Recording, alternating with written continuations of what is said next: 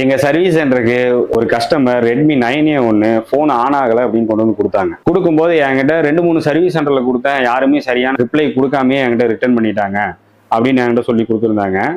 நானும் ஃபோனை கையில் வாங்கிட்டு எப்படி டெட் ஆச்சு அப்படின்னு கேட்டேன். அவங்க எனக்கு சொன்ன ரிப்ளை, நான் எதுவுமே பண்ணலைங்க, கையில் வச்சு யூஸ் பண்ணிட்டே இருந்தேன், அப்படியே சடனாக ஆஃப் ஆயிடுச்சு அப்படின்னு சொன்னாங்க.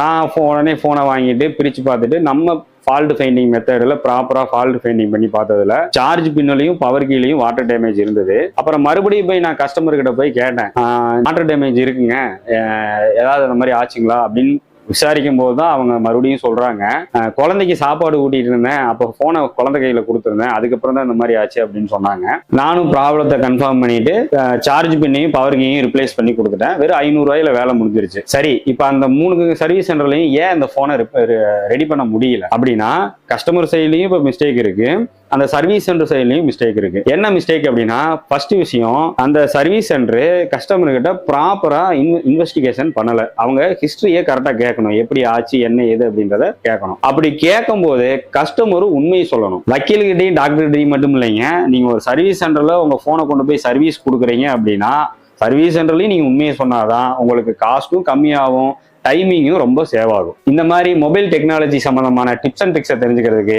எங்க சேனலை ஃபாலோ பண்ணுங்க.